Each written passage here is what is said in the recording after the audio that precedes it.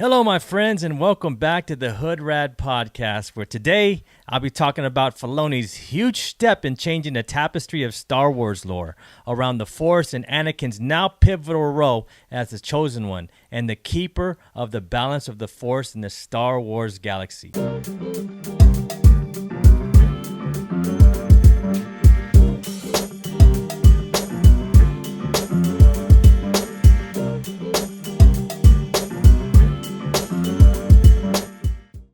But before we get into that, you know what I got to talk about? We must talk about the Overlords of Mortis. And I know, man, I've been talking about these guys for a while.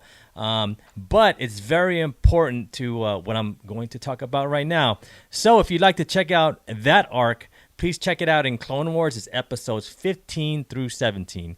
These episodes are titled Overlords, The Altar of Mortis, and The Ghost of Mortis. Very important episodes for what Filoni is doing in the Filoni Star Wars universe right now. But let's get into my theory. One of the most enigmatic and intriguing elements within Star Wars and the Filoni universe is the Mortis trilogy. From the animated series Star Wars: The Clone Wars, this arc introduces us to the enigmatic and powerful Force wielders known as the Lords of Mortis and the potential connection to Anakin Skywalker as the Chosen One, who they say is destined to bring balance to the Force.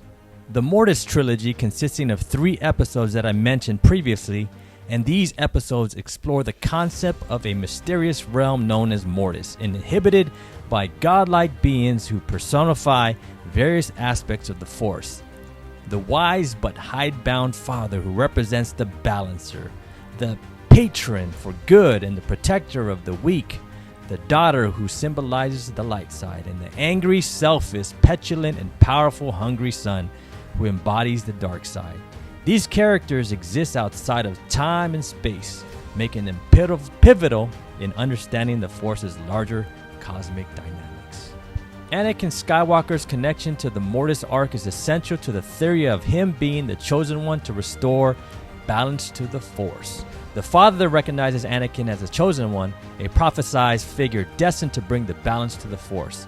This recognition hints at a deeper understanding of Anakin's role within the Force's grand scheme. Anakin's inner conflict between light and dark side is the central theme in the Star Wars saga, and it mirrors the struggle between the daughter and the son of Mortis. Some would propose that he is the most powerful Force user in the forms of the dark and light side, but I would counter that he is the most in touch with both the dark and the light side of the Force. These parallels underscore Anakin's significance in maintaining a delicate equilibrium within the Force. His ability to harness both light and dark aspects of the Force is unlike any other character in Star Wars, reinforcing the idea that he is uniquely positioned to bring balance.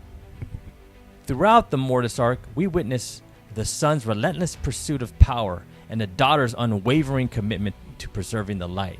The father, representing balance, struggles to maintain control over them, highlighting the inherent tension in the Force's dualistic nature. Anakin's role as a Chosen One is further emphasized as he is tasked with choosing between these two extremes. But the father has understood that his role of balancing his daughter and the son were coming to an end. The father appeared old and frail at times and tired from keeping the Force balanced. Anakin, on the other end, was young, powerful, and eager to prove himself as a Force wielder and an inherent respected Jedi. The father wanted Anakin to stay in Mortis to fulfill the prophecy of the Chosen One, but Anakin declined. Anakin's choices in the Mortis arc reflect his pivotal role in the larger Force narrative. He temporarily embraces the dark side under the son's influence, symbolizing his vulnerability to its seductive power. However, he ultimately rejects it, reaffirming his commitment to the light side and balance. The internal conflict mirrors his eventual fall to the dark side in the main Star Wars storyline, where he becomes Darth Vader, but ultimately finds redemption. The Mortis trilogy not only deepens our understanding of the Force's complexities, but also strengthens the argument for Anakin as a Chosen One.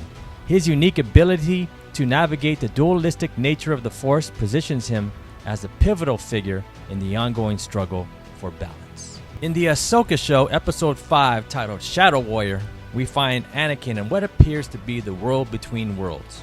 The world between the worlds is a space between the Force and the fabric of reality that extends beyond time and space, where one can see the future and the past in distant lands in that universe far, far away. What if being the chosen one extends beyond death and exceeds into the spirit consciousness of that energy, that being, which we are talking about Anakin? We may not understand this for a while because we are coming to what I believe is most likely the midpoint of the journey that Dave Filoni has taken us on as he remaps the Star Wars universe.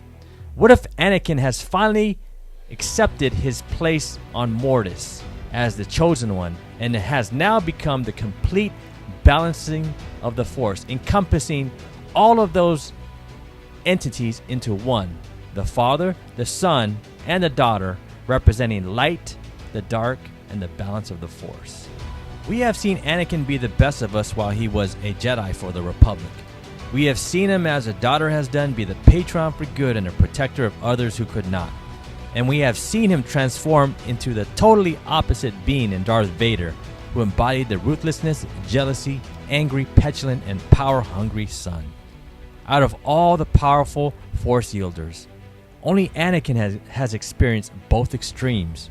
And with that experience and knowledge of being two completely different characters on opposite planes of the Force, who can understand how to yield the balance the best, why not Anakin Skywalker as the balancer of the Force? The journey of a great, wise warrior can be a roller coaster.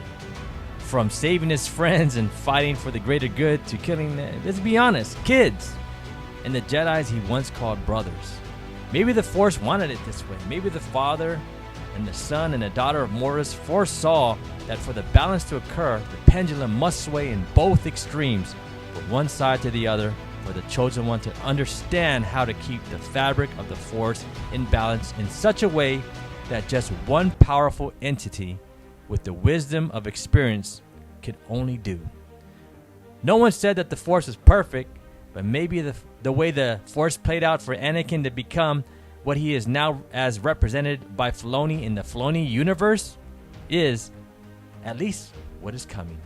Star Wars, for me at least, has always represented redemption.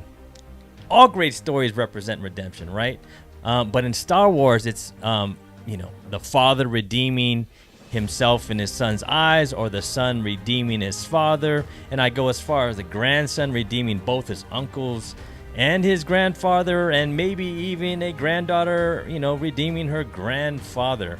I myself thought Filoni would be making his way out of the Skywalker saga and on to bigger and badder things outside of the Star Wars galaxy far, far away. But now I can see a deeper level of where we might be going, where bloodshed and war between Jedis and Sith were necessary and meaningful for the balance of the Force to occur.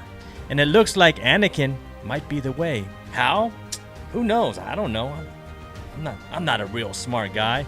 But let's just enjoy the journey that Filoni is taking us on. In Filoni we trust. Deuces.